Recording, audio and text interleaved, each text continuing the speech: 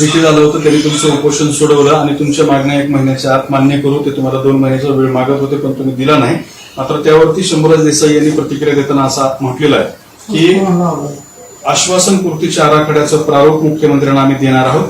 येत्या मंगळवारी अर्थात उद्या शिंदेंना या आराखड्याचं प्रारूप आम्ही देणार आहोत आणि आश्वासनाची पूर्तता करण्याच्या कामात आम्ही व्यस्त आहोत, असं उत्तर दिलं शंभूराज देसाई यांनी. आता ते आले, समाजाचा एवढा मोठा प्रश्न आमच्या अस्तित्वाचा होता पोरांचा. ते आले, त्यांनी शब्द दिलाय आणि शेवटी काय असतं, एवढा मोठा वर्ग आमचा मराठा समाजाचा, आम्ही पोरांचं हित डोळ्यासमोर ठेवायचं असतं, राजकारण डोळ्यासमोर ठेवायचं नसतं. आणि ते मी राजकारण डोळ्यासमोर ठेवलेलं नाही, कारण मला राजकारण करायचं नाही, अशा काही गोष्टीत पडायचं नाही. म्हणून मी समाजाचे लेकरं, आमचे गोरगरिबांचे पोरं, गोरगरीब माझा समाज डोळ्यासमोर ठेवलेला आहे.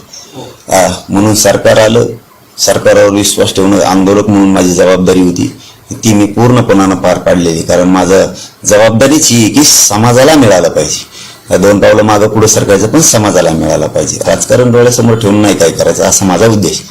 ते आले, उपोषण सोडवलं, त्यांनी 1 महिन्याला शब्द पाहिजे होता त्यांना, आपण समाजाच्या वतीनं त्यांना दिला, ते त्यांच्या कामात येत. आता 13 जुलैपर्यंत काय बोलायचंच नाही, करतील. याला पॅरलल दुसरी एक घडामोड घडते. लक्ष्मण हाकेंनी वाडी गोदरीमध्ये आंतरवाली सराटीच्या विषयीवरती उपोषण सुरू केलंय आणि त्यांचा असा दावा आहे की सगळ्या सोयऱ्यांचा अध्यादेश आणि कुणबी नोंदी संदर्भात काढलेले सगळे शासन निर्णय रद्द करायची मागणी आहे आणि ती मागणी घेऊन त्यांचं उपोषण करतायत. उपोषणाचा आजचा 5वा दिवस आहे. त्यांची सुद्धा प्रकृती खालावली आहे. डॉक्टरने आरोग्य तपासणी केली आणि त्यांचं उपोषण सोडवण्यासाठी सरकारचं शिष्टमंडळ गेले. त्यात भागवत कराड, अतुल सावे आणि संदीपान डोंगरे यांचा समावेश आहे. मग काय आता लोकशाही ज्याला अधिकार आहे त्याप्रमाणे ते हे जातील त्याच्यात काय मोठा विषय. आम्ही तेवढं त्यांना विरोधक कधी मानलेला नाही, त्याच्यामुळे त्यांच्यावर काय उत्तर द्यायचं आहे ते लोकशाहीप्रमाणे चालू आहे. तर त्यांचे जे आरोप आहेत की सगळ्या सोयऱ्यांचा अध्यादेश आणि कुणबी नोंदी संदर्भात काढलेले शासन निर्णय रद्द करा.